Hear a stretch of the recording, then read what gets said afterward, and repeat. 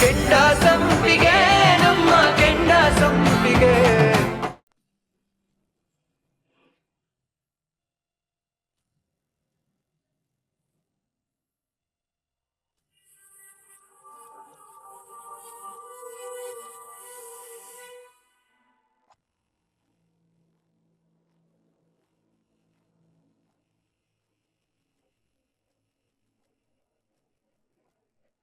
ನೀವು ಹೀಗೆ ಬೇಜಾರಲ್ಲಿರೋದು ನೋಡೋದಕ್ಕೆ ನಂಗೆ ತುಂಬ ಕಷ್ಟ ಆಗ್ತಿದೆ.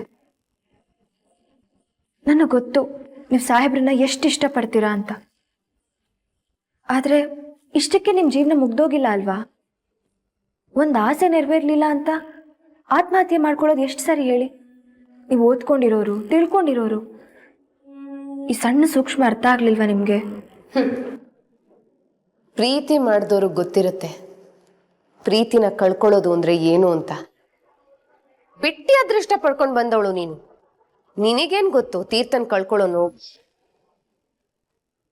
ಹೌದು, ಅವನನ್ನ ಕಳ್ಕೊಳ್ಳೋ ನೋವು ಸಣ್ಣ ವಿಷಯ ಅಂತ ಹೇಳ್ತಿದ್ಯಲ್ಲ, ಅದೇ ಸಣ್ಣ ನೋವು ನಿನ್ನ ಜೀವನದಲ್ಲಾಗಿದ್ರೆ ತೀರ್ಥನ ಬಿಟ್ಕೊಟ್ಬಿಡ್ತಿದ್ಯಾ ನೀನು? ಅಕ್ಕ, ನಾನು ಹೇಳಿದ್ದು ಜೀವನ ಕಳ್ಕೊಬೇಡಿ, ಜೀವನಕ್ಕೆ ಇನ್ನೊಂದು ಅವಕಾಶ ಕೊಡಿ ಅಂತ. ನನಗೆ ಮದುವೆ ಆಗಿದೆ, ಅವ್ರಿಗಿನ್ನೂ ಮದುವೆ ಆಗಿಲ್ಲ. ಅವ್ರ ಮುಂದೆ ಇನ್ನಷ್ಟು ಆಯ್ಕೆಗಳಿದಾವೆ ಅಂತ ಹೇಳ್ತಿದ್ದೀನಿ. ಓ, ಆಯ್ಕೆಗಳು ಅದು ನಿನ್ನಂಥವಳಿಗಿರುತ್ತೆ. ಆದ್ರೆ ನಿತ್ಯ ನಿಷ್ಠೆಯಿಂದ ಪ್ರೀತಿ ಮಾಡಿದಾಳೆ, ಮನಸ್ಫೂರ್ತಿಯಾಗಿ ತೀರ್ಥನ ಪ್ರೀತಿ ಮಾಡಿದಾಳೆ. ನಿನಗೊಂದ್ ಮಾತು ಹೇಳ್ತೀನಿ, ಕೇಳಿಸ್ಕೊ. ತೀರ್ಥ ಮತ್ತೆ ನಿತ್ಯನ್ ಪ್ರೀತಿ ಪವಿತ್ರವಾಗಿದೆ. ಅವರಿಬ್ಬರನ್ನ ಯಾರಿಂದನೂ ದೂರ ಮಾಡೋದಕ್ಕಾಗೋದಿಲ್ಲ. 2 ದಿವಸ ಎಲೆಕ್ಷನ್ ಮುಗಿಯುತ್ತೆ, ನಿನ್ನ ಆಟನೂ ಮುಗಿಯುತ್ತೆ. ಆಮೇಲೆ ನಿತ್ಯ ಕಳ್ಕೊಂಡಿರೋದನ್ನ ವಾಪಸ್ಸು ಪಡ್ಕೋತಾಳೆ. ಸಾಧನ, ಸಾಕು ಬಾಯಿ ಮುಚ್ಚು. ಇಲ್ದೇ ಇರೋ ಆಸೆನೆಲ್ಲ ನಿತ್ಯ ಮನ್ಸಲ್ಲಿ ಯಾಕೆ ಹುಟ್ಟಾಗ್ತಾ ಇದ್ಯಾ? ಆಗದೆ ಇರೋ ವಿಷಯದ ಬಗ್ಗೆ ಸುಮನ್ ಮುಂದೆ ಮಾತಾಡ್ಬೇಡ. ಯಾವುದೇ ಕಾರಣಕ್ಕೂ ತೀರ್ಥ ಸುಮಾ ಇಬ್ರು ದೂರ ಆಗಲ್ಲ. ಅದನ್ನ ನೀವ್ ಹೇಳಿದ್ರೆ ಆಗಲ್ಲ ಅತ್ತೆ. ನಿರ್ಧಾರ ಮಾಡ್ಬೇಕಾಗಿರೋರು ನಿರ್ಧಾರ ಮಾಡಾಗಿದೆ, ಅವ್ರ ನಿರ್ಧಾರನೂ ಹೇಳಾಗಿದೆ. ಯಾರೇ ನಿರ್ಧಾರ ಮಾಡಿದ್ರು ಸುಮಾನೇ ಈ ಮನೆ ಸೊಸೆ. ಅತ್ತೆ, ನಿಮ್ ದಮ್ಮಯ್ಯ ಅಂತೀನಿ, ದಯವಿಟ್ಟು ಸುಮ್ನಿರಿ. ನೀ ಸುಮ್ನಿರು. ಅತ್ತೆ, ನೀವು ಭ್ರಮೇಲಿದ್ದೀರಾ. ನಿತ್ಯನೇ ಈ ಮನೆ ಸೊಸೆ, ಹಾಗಂತ ಮಾವನೇ ಹೇಳಿದಾರೆ. ನಾ ಹೇಳ್ದೆ ತಾನೆ, ಯಾರೇ ಹೇಳಿದ್ರು ಅಷ್ಟೇ, ಇವಳೇ ಈ ಮನೆ ಸೊಸೆ. ಅಯ್ಯೋ ಅತ್ತೆ, ದಯವಿಟ್ಟು ಜಗಳ ಮಾಡಬೇಡಿ, ಬನ್ನಿ ಇಲ್ಲಿ. ಸುಮ್ಮ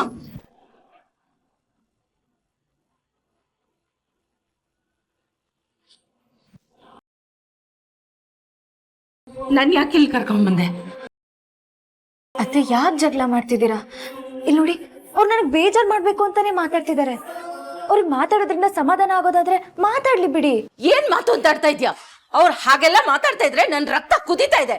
ಸಮಾಧಾನ ಮಾಡ್ಕೊಂತ ಹೇಳ್ತಾ ಇದ್ಯಲ್ಲ, ದಡ್ಡಿ ತರ ಮಾತಾಡೋದನ್ನ ಮೊದ್ಲು ನಿಲ್ಸು. ಅವರೆಲ್ಲ ಬಾಯಿಗೆ ಬಂದಾಗ ಮಾತಾಡ್ಕೊಂಡು ನಿನ್ನ ನೋಯಿಸ್ತಾ ಇದಾರೆ, ಅದನ್ನ ನೋಡ್ಕೊಂಡು ನಾನು ಸುಮ್ನೆ ಇರ್ಬೇಕಾ? ಅತ್ತೆ, ನಿಮ್ ಕೈ ಮುಗಿದು ಕೇಳ್ಕೊತೀನಿ, ಜೀವನದಲ್ಲಿ ಇದೇ ಆಗ್ಬೇಕು ಹೀಗೆ ಆಗ್ಬೇಕು ಅಂತ ಯಾರು ಹೇಳೋದಕ್ಕಾಗಲ್ಲ ಅಲ್ವಾ? ಈಗ ನೋಡಿ, ಸಾಹೇಬ್ರನ್ನ ನಾನು ಮದ್ವೆ ಆಗ್ತೀನಿ ಅಂತ ನಾನಾಗ್ಲಿ ನೀವಾಗ್ಲಿ ಅಥವಾ ಸಾಹೇಬ್ರೆ ಆಗ್ಲಿ ಕನ್ಸಲ್ಲೂ ಅನ್ಕೊಂಡಿರ್ಲಿಲ್ಲ. ಅದಾಗ್ಬೇಕು ಅಂತಿತ್ತು, ಆಗೋಯ್ತು. ಏನಾಗ್ಬೇಕು ಅನ್ನೋದು ನಮ್ಮ ಕೈಲಿ ಇರಲ್ಲ ಅತ್ತೆ, ಎಲ್ಲ ದೇವ್ರ ಕೈಲಿರುತ್ತೆ. ನಾವು ಮಾತಾಡಿ ಏನ್ ಪ್ರಯೋಜನ? ದಯವಿಟ್ಟು ಅತ್ತೆ ಅರ್ಥ ಮಾಡ್ಕೊಳ್ಳಿ, ಜಗಳ ಮಾಡಬೇಡಿ. ನೀನ್ ಒಂದ್ಸಲಿ ಅಲ್ಲ 100 ಸಲಿ ಹೇಳಿದ್ರು ಅಷ್ಟೇ, ನಾನು ಇದನ್ನ ಸುಮ್ನೆ ಬಿಡೋದಿಲ್ಲ.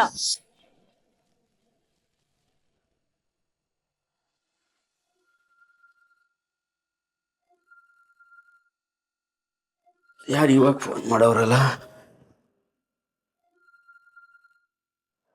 ಓ, ಅಮ್ಮರು.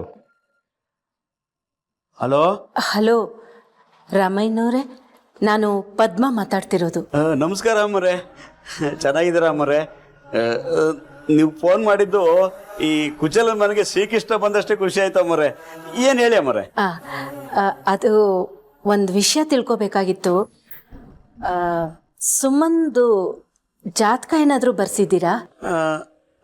ಐತೆ ಅಮ್ಮರೇ, ಆದ್ರೆ ಅದು ಎಲ್ಲೈತೆ ಅಂತ ಹುಡುಕ್ಬೇಕು ಅಷ್ಟೇರ.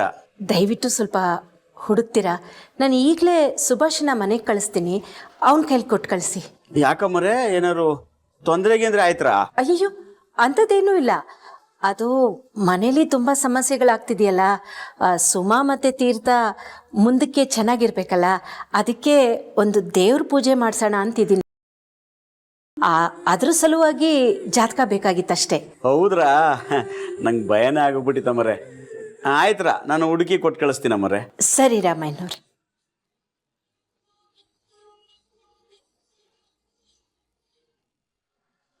ರೀ, ನೀಲ ಕಾಫಿ ಕೊಟ್ಲಾ?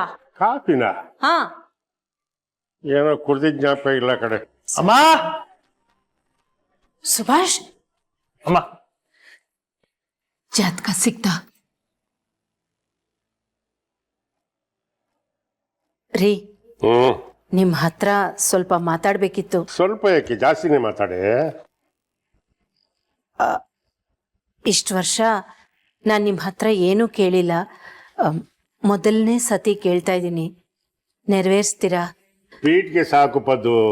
ನೋಡು, ಆ ಹೂ ಮಾರೋಳು ಒಂದು ವಿಷಯ ಬಿಟ್ಬಿಟ್ಟು ಬೇರೆ ಇನ್ನೇನ್ ಬೇಕಾದ್ರೂ ಕೇಳು. ಅಪ್ಪ, ಆ ಅತ್ತಿಗೆ ಮನೆಗೆ ಬಂದ್ಮೇಲೆ ಎಷ್ಟೆಲ್ಲ ಒಳ್ಳೇದಾಗಿದೆ, ಆದ್ರೂ ಯಾಕಪ್ಪ ಅವ್ರ ಮೇಲೆ ಅಷ್ಟು ಕೋಪ? ಕೋಪ ಅಲ್ಲ ಕಣೋ, ನ್ಯಾಯದ ವಿಷಯ ಮಾತಾಡ್ಬೇಕು. ಯೋಚನೆ ಮಾಡು, ಈ ಮನೆಗೆ ಸೊಸೆಯಾಗಿ ಬರ್ಬೇಕಾಗಿದ್ಯಾರು? ಮೊದಲು ಯಾರಿಗೆ ಮಾತು ಕೊಟ್ಟಿದ್ದ ನಿಮ್ಮಪ್ಪ? ಶಾಂತಾರಾಮ ಕೊಟ್ಟಿದ್ದೆ ತಾನೆ. ನಿತ್ಯ ತಾನೇ ಈ ಮನೆ ಸೊಸೆಯಾಗಿ ಬರ್ಬೇಕು. ಹಾಗಂತ ಸುಮಾ ಜೀವನ ಹಾಳು ಮಾಡಕ್ಕಾಗತ್ತಾ? ಆಗತ್ತಾ? ನಿತ್ಯನ ಜೀವನ ಹಾಳು ಮಾಡಕ್ಕಾಗತ್ತಾ? ಅಲ್ಲ ರೀ, ಸುಮನಿಂದ ನಮ್ ತೀರ್ಥನ್ಗಾಗ್ಲಿ ಈ ಮನೆಗಾಗ್ಲಿ ಏನಾದ್ರೂ ತೊಂದರೆ ಆಗಿದ್ಯಾ? ಅವಳಿಂದ ಏನಾದ್ರು ತೊಂದರೆ ಆಗಿದ್ಯಾ? ಅದನ್ನ ಹೇಳು. ಹೇಳಲ್ಲ. ಯಾಕೆಂದ್ರೆ ನ್ಯಾಯ ಒಪ್ಕೊಳಕ್ಕೆ ನಿನ್ನ ಮನಸ್ಸು ಯಾವತ್ತೂ ಒಪ್ಪಲ್ಲ. ನಿನ್ನ ಮನಸ್ಸೇನಿದ್ರು ಇವಳ ಕಡೆ ಕೇಂದ್ರೀಕೃತವಾಗ್ಬಿಟ್ಟಿದೆ. ನಿಮಗೆ ಸತ್ಯ ಗೊತ್ತಾಗ್ಬೇಕು ಅಷ್ಟೇ ತಾನೇ? ಅದಕ್ಕೆ ಸುಮನ್ ಜಾತಕ ತರಿಸಿದೀನಿ. ತೀರ್ಥನ್ ಜಾತಕ, ಸುಮನ್ ಜಾತಕ, ಎರಡು ಜಾತಕನೂ ಹೊಂದಾಣಿಕೆ ಇದೆಯೋ ಇಲ್ವೋ ನೋಡ್ಬಿಡೋಣ. ಕರೆಕ್ಟಾಗಿ ಹೇಳಿದ್ರಿ ಅತ್ತೆ. ಆಕ್ಚುಲಿ ನಾನು ಈ ದೇವ್ರು ಜಾತಕ ಇದನ್ನೆಲ್ಲ ನಂಬಕ್ ಶುರು ಮಾಡಿದ್ದೆ ನಿಮ್ಮಿಂದ. ಈಗ ಒಂದ್ ಕೆಲ್ಸ ಮಾಡೋಣ. ಹೇಗಿದ್ರು ಆ ಹೂ ಮಾರೋಳ್ ಜಾತಕನ ತೋರಿಸ್ತಾ ಇದೀವಿ, ಆ ಹೂ ಮಾರೋಳ್ ಜಾತಕದ ಜೊತೆ ನಿತ್ಯನ್ ಜಾತಕನು ತೋರಿಸ್ಬಿಡೋಣ. ಆಗ ಯಾರು ತೀರ್ಥನ್ಗೆ ಪರ್ಫೆಕ್ಟ್ ಮ್ಯಾಚ್ ಅನ್ನೋದು ಆ ಜಾತಕನೇ ಡಿಸೈಡ್ ಮಾಡತ್ತೆ. ಅವ್ನ್ ಯಾರು ಬೇಕೋ ಅವ್ರ ಜೊತೆ ಜೀವನ ಮಾಡ್ಲಿ. ಏನ್ ಮಾತು ಅಂತ ಅರ್ಥ ಇದೆಯಾ ಸಾಧನ? ಅವ್ರು ಬಿಟ್ರೆ ಇವ್ರು, ಇವ್ರು ಬಿಟ್ರೆ ಅವರು ಅಂತ ಹೇಳೋದಕ್ಕೆ ನಾವೇನ್ ಗೊಂಬೆಗಳ ಮದ್ವೆನ ಮಾಡ್ತಾ ಇದೀವಿ? ಸಾಧನ, ನೀನ್ ಕರೆಕ್ಟ್ ಆಗಿ ಹೇಳಿದೆ. ಬರೀ ನಿತ್ಯನ್ ಜಾತಕನೂ ತೋರ್ಸೋಣ, ಆ ಹೂ ಮಾರೋಳ್ ಜಾತಕನೂ ತೋರ್ಸೋಣ. ನಮ್ ತೀರ್ಥನ್ ಜಾತಕದ ಜೊತೆ ಯಾವ್ದು ಚೆನ್ನಾಗಿ ಹೊಂದಾಣಿಕೆ ಆಗುತ್ತೋ ಅವ್ರ ಜೊತೆ ಸೇರ್ಕೊಂಡು ಸಂಸಾರ ಮಾಡ್ಲಿ.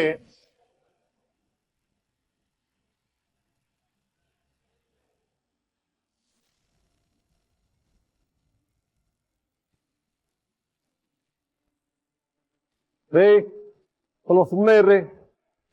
ತೀರ್ಥನ್ ಬರಕ್ ಹೇಳಿದೀನಿ, ಬಂದ್ಮೇಲೆ ಡಿಸ್ಕಸ್ ಮಾಡೋಣ. ಬಂದ್ರು ನೋಡಿ, ಇವ್ರಿಗೆ ತುಳಿದ್ ಬದುಕೋದೆ ಕೆಲ್ಸ.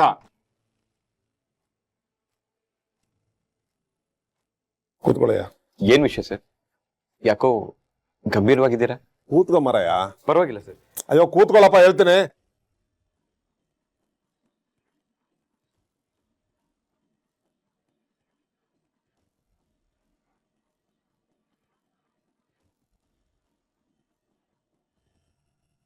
ನೋಡ್ತೀರ್ಥ, ಒಮ್ಮೆ ಪಕ್ಷದಲ್ಲಿ ಒಂದ್ ವಿಷಯ ಬೇಡ ಅಂತ ತೀರ್ಮಾನ ಆದ್ಮೇಲೆ ಅದಕ್ಕೆ ಬದ್ಧವಾಗಿರ್ಬೇಕಾಗಿರೋದು ಪ್ರತಿಯೊಬ್ಬ ಕಾರ್ಯಕರ್ತನ ಕರ್ತವ್ಯ. ಅದು ಈ ಶಂಕರೇಗೌಡನಾಗಿರ್ಬೋದು, ನೀನೇ ಆಗಿರ್ಬೋದು, CM ಸಾಹೇಬ್ರೇ ಆಗಿರ್ಬೋದು, ಅಥವಾ ಬೇರೆ ಯಾರೇ ಆಗಿರ್ಬೋದು. ಆದ್ರೆ ನೀನ್ ಮಾಡ್ತಿರೋದೇನು? ಸರ್, ನೀವ್ ಯಾವ್ದ್ರ ಬಗ್ಗೆ ಹೇಳ್ತಿದ್ದೀರಾ ನಂಗೆ ಗೊತ್ತಾಯ್ತು. ನನ್ ತಮ್ಮ ತಪ್ಪು ಮಾಡಿದ್ದಾನೆ, ಅದಕ್ಕೋಸ್ಕರ ನಾನು ಇವ್ರ ಕ್ಷಮೆನೂ ಕೇಳಿದ್ದೀನಿ. ಏನ್ರಿ ಕ್ಷಮೆ ಕೇಳೋದು? ಏನೋ ನಾವು ಯೋಚನೆ ಮಾಡಿ ನಿಮ್ ತಮ್ಮನ್ ಕರ್ಸಿ ಬೆದರ್ಸಿ ನಿಮಗೆ ಇನ್ಫಾರ್ಮ್ ಮಾಡಿದ್ವಿ. ಒಂದ್ ವೇಳೆ ನಾವೇ ಕೊಲೆ ಮಾಡಿರೋದು ಅಂತ ಅವ್ನು ತೀರ್ಮಾನ ಮಾಡಿ 10 ಜನರು ಕರ್ಸಿ ಮೀಡಿಯಾದವ್ರನ್ನ ಕರ್ಸಿ ಸ್ಟೇಟ್ಮೆಂಟ್ ಕೊಟ್ಟಿದ್ರೆ ಏನ್ರಿ ಗತಿ? ನಮ್ಮದ್ ಬಿಟ್ಟಾಕಿ ಪಕ್ಷದ ಮರ್ಯಾದೆ ಗತಿ ಏನು?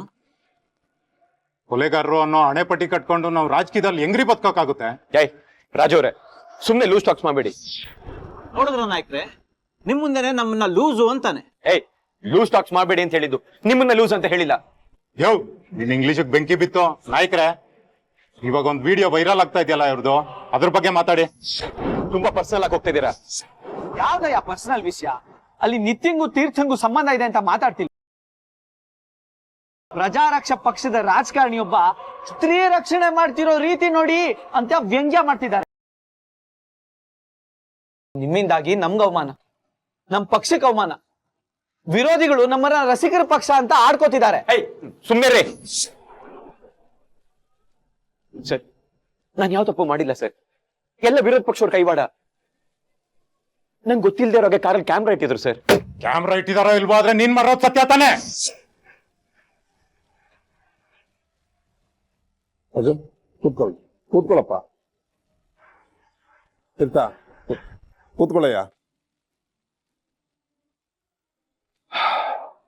ಏನ್ರಯ್ಯ ನೀವೇನ್ ರಾಜಕಾರಣಿಗಳು ಅಥವಾ ಬೀದಿ ಬದಿ ಹೋರಾಟಗಾರರು? ಸದ್ಯ CM ಸಾಹೇಬ್ರು ಬರೋದ್ ಬೇಡ, ನಾನೇ ಹ್ಯಾಂಡಲ್ ಮಾಡ್ತೀನಿ ಅಂತ ಹೇಳಿದೆ. ಅಕಸ್ಮಾತ್ ಅವ್ರು ಬಂದಿದ್ರೆ ನನ್ನ ಮಾನ ಮರ್ಯಾದೆಲ್ಲ ಕಳೆದಾಕ್ಬಿಡ್ತಿದ್ರಲ್ಲಯ್ಯ. ನೋಡ್ರಪ್ಪ, ಇದ್ರ ಬಗ್ಗೆ ಇನ್ನೊಂದ್ಸರಿ ಚರ್ಚೆ ಮಾಡೋಣ. ಸದ್ಯಕ್ಕೆ ವಿಷಯ ಇಲ್ಲಿಗೆ ಬಿಡೋಣ, ಸರಿನಾ? ನೋಡ್ತೀರ್ಥ, ಆದಷ್ಟು ಬೇಗ ನಿನ್ ಮೇಲೆ ಬಂದಿರೋ ಆರೋಪನ ನೀನೇ ದೂರ ಮಾಡ್ಕೋಬೇಕು. ಅತಿ ಮುಖ್ಯವಾಗಿ ಈ ಎಲೆಕ್ಷನ್ ಮುಗಿಯೋವರೆಗೂ ರಾಜೇಶನ ವಿಷಯ ಯಾವುದೇ ಕಾರಣಕ್ಕೂ ಆಚೆ ಬರಬಾರ್ದು. ಹಾಗೆ ನೋಡ್ಕೋಬೇಕು.